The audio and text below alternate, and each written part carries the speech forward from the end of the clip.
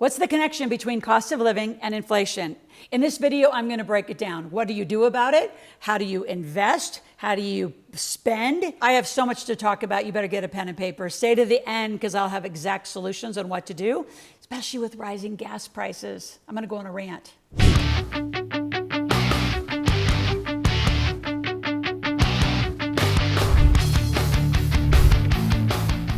The fourth thing specifically I'm going to talk about is how does inflation affect your lifestyle, number one? And then this big question, does raising minimum wage actually going to affect or help inflation?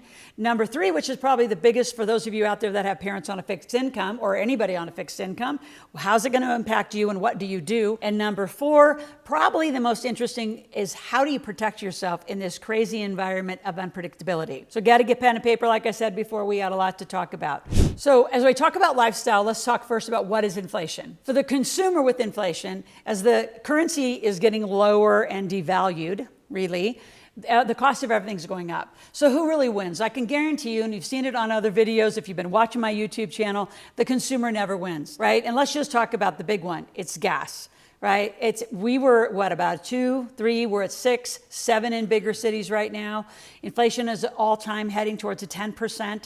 Interest rates are going to go up. They're larger than ever. It's already affected the real estate market. So for the consumer, just so you know the backdrop, is production costs are going up. The supply costs are, in minimum demand. And let's be honest, I'm going to be actually on a total rant. Again, on some videos, you're going to totally agree with me. Some you're not. Overall, the financial literacy and what I teach you about money, I'm just right on, and sometimes I have opinions. So this one I have some opinions. All of the materials that are sitting out, not coming onto shore because people won't work, the trucker problem, you can add it all up. This isn't like it's uncommon to what's going on. But why is it happening? Why is the shortage happening, right? And if you don't think it's politically driven, let's be honest, we all know that it's politically driven. What's the agenda? Let's just have that talk.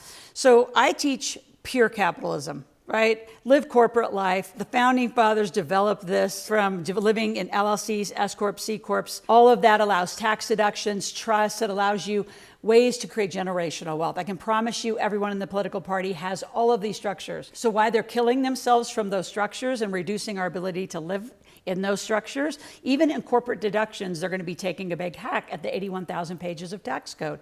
Why? Interesting. I can't go political, but I want to. Gas prices, what's the one solution? Open up the pipeline. Right, I'm a gas and oil millionaire and I'm going to fight forever. There's more earth being destroyed with lithium batteries being pulled out of the earth. And what are you going to do with them all at the end? Get everybody on electricity? LA couldn't even handle the brownouts by just the few people who had them last year in 20 and 21. So there's my rant. Now, back to inflation and how is it going to affect you?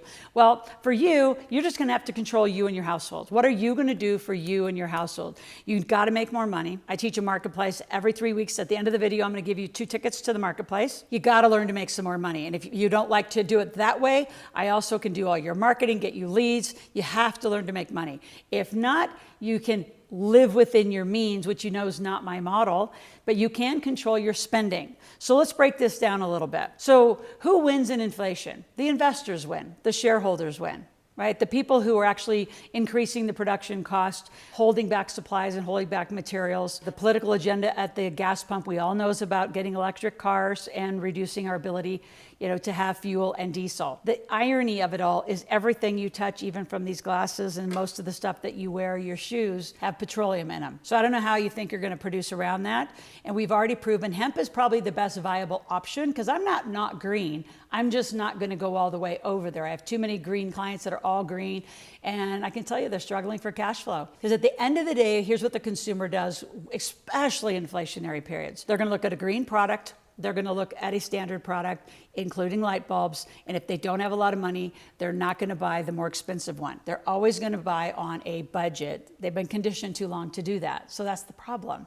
So who else also wins? You can say the consumer wins. And some of you I know think like the business owners win because the business owners, let's talk restaurants. They've had to increase their prices. There are restaurants because no one's coming to work.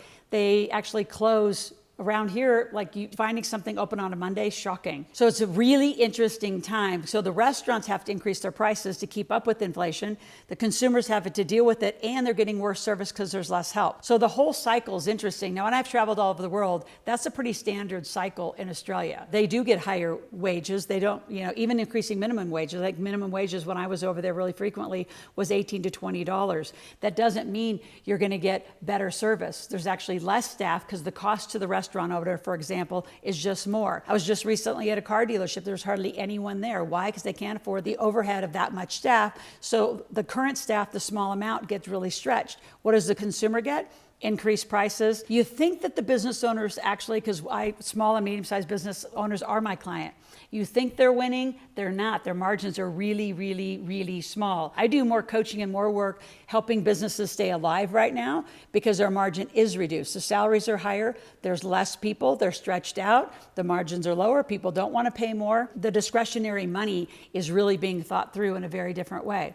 Let's talk about real estate. Right? That was a big political surge, but that's actually turned. Most markets that I've heard of, and I invested markets that have very little fluctuality, right? I invest for appreciated cash flow apartments. I also do a lot of land. So agents and brokers who are selling single family homes. So for example, let's talk about real estate. And we're recording this in June 2022. We just came off a huge 18-month run. Extraordinary run. And it was a seller's market. People taking cash buyouts. It was crazy the amount of money that people were buying for new homes and even properties. Whether they're ever going to recover and ever to even sell at the rates. Like I think a lot of those buyers are crazy. They were buying at the highest rates. If this makes 2006 look like a kindergarten game, given the rates that have gone up, if they're ever going to buy out at a profit, it'll be interesting. So we've seen all this cycle. So what do you do about it? Again, I'm going to go back to you. You have to learn to make some more money. You, your family, your household, make some more money and control your spending. Now, I'm not saying reduce your spending. I'm saying control it. At the end of the video, I'm going to give you some ideas on how to do that. Let's talk about two other points though really quick. Does increasing minimum wage really affect and help in inflation? Well, not really, because proportionally, as inflation goes up, and even if they get a little, and we're talking minimum wage, we're talking people who are used to $1 and a $2 is an extra raise. So people who used to make $12 are making $16, $16 to $20. That $4 to some might make a big difference, but proportionally to the rate of inflation, because it's going so high, not really going to make that much of an impact. Now, who has the biggest impact? The biggest impact are the fixed income folks. Here's some ideas around being on a fixed income. So you could partner with people. Think about this. You've worked 20, 30, 40 years in the workforce. There's something that you know how to do, right? I have an older gentleman in Utah. He does metal art. Now, does he love to do it as a hobby? Yeah, but he doesn't know how to market it. Well, you know what? He's got a bunch of kids and grandkids. They can get him on the internet. He can do the art in his little shop and get the metal art done, partner with your grandkids and your kids, and get on the internet. So a lot of you, if you're not technical, which most of you aren't, you're going to need to partner. The other idea is a lot of you have skills you could do together. So here's two other examples. So I have a woman who's been writing books and publishing and editing for a long time.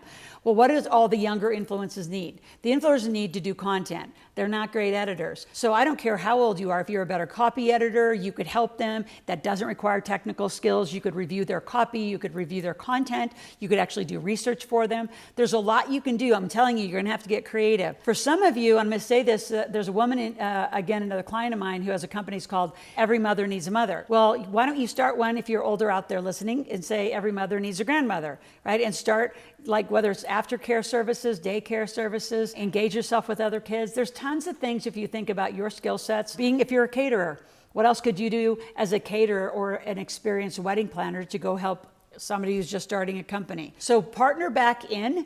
I don't care if you get a job with them. I'd rather see you get a contract with them so you get better tax strategies, but you can all make more money. Do you want to?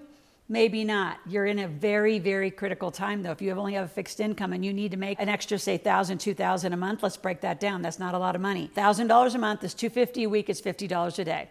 There's all of you that know and have enough skills that you could figure out either partnering. I like actually of all my ideas, partnering with the kids and grandkids to help you get whatever you know how to do out on the internet, because you're going to get a lot more bandwidth and you're going to get a lot more money out there and less work. I am not telling you to get a job. That is not where I'm going. You're not going to go be the traffic director at Walmart or Home Depot. You're going to just produce extra money and gives you more time with your family. So I'm just getting creative with you. I want to open up your mind. There are ways for you on a fixed incomes. I know I have a lot of those folks who actually during the pandemic in their 50s even said, I'm out. You took your 401k and you checked out. Well, the market's been a little rough lately. So how do you protect, right, your money? I'm going to get to that next. But before I finish that, you're going to burn that cash. If you just did some basic math and you're in your 50s and you decided not to go back into the workforce because of the pandemic, and you're going to live till average is about 86, I can guarantee you, unless you got millions in the bank, you're not going to make it.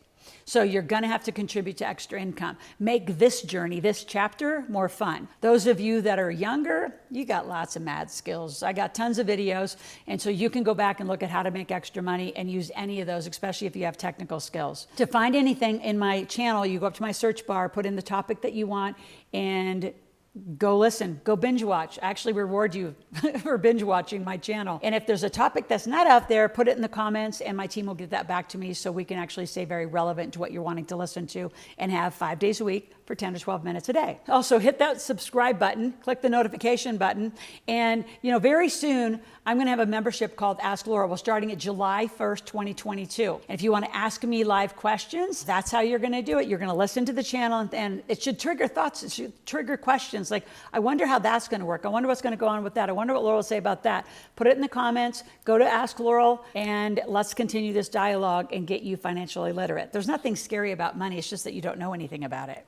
So back to inflation, interest rates, and the little problem we're having right now. How do you protect your money? We talked about ideas of what you do with your lifestyle. Make more money. What do you do on fixed income? Just start a company and have your own business. I mean, I cannot tell you enough about that. What do you do to protect it right now? Well, I have a ton of people going to cash. I have a ton of people pulling out of real estate and other places are going to cryptocurrency and NFTs. I can warn you about that. You need to be very careful. The SEC, the IRS, and every agency is on it. They're going to want their fair share of that money. I know that it was supposed to be the off-grid. No one's going to have to pay taxes, but I have a client and made a lot. Young 20s, became a millionaire in cryptocurrency. Challenge, it's the IRS tax time. His tax was going to be over $1 million. Hence found me here on our YouTube channel, met me, and we're saving him potentially $700,000. Don't quote me on that. We're still working on it. So the bigger question is, the money's in cryptocurrency. He needs $700,000 potentially. Actually, we're going to save 700, so he might need a couple $100,000 in cash. Where does he get cash when it's all in digital currency? And how are you going to cash that out? So there's still a lot of issues in that to go all into crypto. And I think some of you are making a huge mistake doing all crypto and all NFTs. I think you need to stay balanced. You need to stay diverse. I talk about that all the time in my Millionaire Makers series, especially my wealth cycle investing. I'm a huge fan of real estate. And I can tell you some of the best investments I'm making is land, RV parks, storage units. Love those. I've had land in Texas. It's so interesting. For years. And all of a sudden, the cops, I lived this true story, cops out of Seattle found me on the internet, found my company, dug. They took about 6 months to finally found who owned that land. And we're probably gonna do a deal for a bunch of developments after all those years. People are moving into very different pockets of the world, very remote pockets.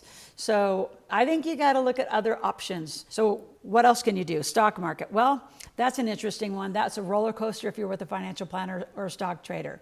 Unless they are paying attention and getting you out of the market fast enough, like in March 2020, you all lost 33%. The average person lost 33%. I have an app. I'm going to give you a link to it. It's called iFlip. You've heard me talk about it over and over. And it's a software.